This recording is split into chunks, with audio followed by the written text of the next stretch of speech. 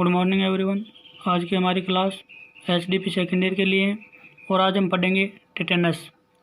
तो सबसे पहले अपन देखते हैं कि टिटेनस एक जीवाणुजनित रोग है जिसको कई अन्य नामों से भी जाना जाता है। तो इसके अन्य नाम है धनुष्टंकार, धनुस्तंभ, लोकजा, दुर्रम, मोधा, चांदनी रोग और जोना डिजीज़। ये सब टिटेनस के अन्य नाम हैं। और इसको लोकजा क्यों कहते हैं? क्योंकि इसमें जो निचला जबड़ा होता है उसकी मांसपेशियां जकड़ जाती है और पशु का मुंह नहीं खुल पाता है और पशु के बंद मुंह से लार गिरती है, इसलिए इसका नाम लोकजा पड़ा।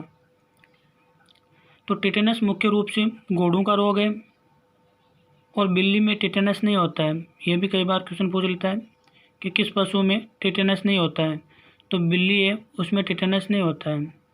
नेक्स्ट अपन देखते हैं एटियोलॉजी या कारण।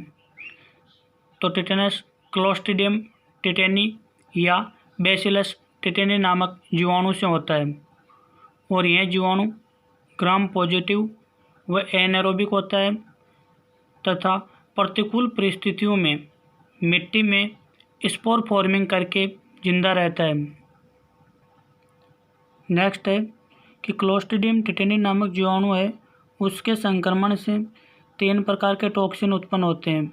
पहला है हीमोलाइसिन, दूसरा है न्यूरोटॉक्सिन और तीसरा है फाइब्रिनोलाइसिन। और ये टॉक्सिन जो है सभी अलग अलग ऑर्गन्स, सेल्स, टिश्यू वगैरह होते हैं उनको इफेक्टेड करते हैं। जैसे हीमोलाइसिन जो टॉक्सिन है वो ब्लड से संबंधित है, ब्लड पे अपना इफेक्ट डालता है। न्यूरोटॉक्सिन तंत्रिका तंत्र से संबंधित है और फाइब्रिनोटॉक्सिन फाइब्रोब्लास्ट प्रोटीन वगैरह होती है उनसे संबंधित है। नेक्स्ट अपन देखते हैं इस हीमोलाइसिन नामक विष के कारण कंकालीय मांसपेशियों में खिंचाव आ जाता है। क्लोस्ट्रीडियम टिटेनी नामक बैक्टीरिया 100 डिग्री सेंटीग्रेड तापमान पर 30 से 60 मिनट तक जिंदा रहता है, लेकिन 115 डिग्री सेंटीग्रेड तापमान पर 30 मिनट में मर जाता है। तो जो आपका टेम्परेचर है उस टेम्परेचर का भी इस जीवाणु पर असर पड़ता है। जब वातावरण या शरीर का टेम्परेचर 100 डिग्री सेंटीग्रेड हो जाता है तो 60 घंटे के अंदर ये जीवाणु 60 मिनट के अंदर ये जीवाणु मर जाता है। लेकिन अगर यही टेम्परेचर 115 डिग्री सेंटीग्रेड होता है तो 30 मिनट में ही जीवाणु मर जाता है। नेक्स्ट अपन देखते हैं मोड ऑफ इन्फेक्शन या टिटेनस नामक रोग का फैलाव किस प्रकार होता है। इन्फेक्टेड सोल है जो खुर का भाग है, खुर व पैरों के घाव से बहने के बाद योनि मार्ग द्वारा ओपन मेथड से कास्ट्रेशन करने के बाद और नवल इन्फेक्शन के माध्यम से फैलता है। और टिटेनस बीमारी में पशु में क्या क्या लक्षण दिखाई देते हैं। सिम्टम ऑफ टिटेनस, तो इसके लक्षण है जो विष होता है, टॉक्सिन होता है, उस टॉक्सिन की मात्रा पर निर्भर करता है। टॉक्सिन जितना ज़्यादा होगा लक्षण उतने ही तीव्र दिखाई देंगे। तो लक्षणों की तीव्रता उत्पन्न विष की मात्रा पर निर्भर करती है। पशु के आहार चबाने की प्रक्रिया बंद हो जाती है और पशु का मुंह भी बंद हो जाता है और पशु के बंद मुंह से लार गिरती है। नेक्स्ट लक्षण है कि आँख की नेक्टेटिन मेम्ब्रेन, जिसे अपन थर्ड आईलिड भी कहते हैं, वो बाहर आ जाती है। नेक्स्ट लक्षण है घोड़े के कान खड़े रहते हैं, हिलते डुलते नहीं है और गर्दन और पैर की मांसपेशियाँ, गर्दन और पैर है जो मुड़ते नहीं है। क्यों नहीं मुड़ते? क्योंकि इनमें मांसपेशियाँ हैं जो अकड़ जाती है, इसलिए इसे वुडन हॉर्स भी कहते हैं। तो टिटेनस को वुडन हॉर्स क्यों कहते हैं? क्योंकि इसमें घोड़े के कान खड़े रहते हैं, हिलते डुलते नहीं है और गर्दन व पैर की मांसपेशियाँ आदि अकड़ जाती है, इसलिए इसे वुडन हॉर्स कहते हैं। वुडन हॉर्स का मतलब होता है लकड़ी का घोड़ा। नेक्स्ट है मैसेस्टर मसल्स के खिंचाव के कारण पशु का मुंह खुल नहीं पाता है, इसलिए इसे लोकजा कहते हैं। पशु अति संवेदनशील हो जाता है और गोवंश में आफरा आ जाता है तथा पशु की पूंछ सीधी तनी हुई रहती है। नेक्स्ट है मसल्स के अधिक सिकुड़ने व उत्तेजना के कारण घोड़े के पूरे शरीर पर पसीना आता है। और टेटनस में पशु की डेथ एस्फिक्सिया के कारण होती है, क्योंकि रेस्पिरेटरी मसल्स फिक्स हो जाती है। और एस्फिक्सिया का मतलब क्या होता है?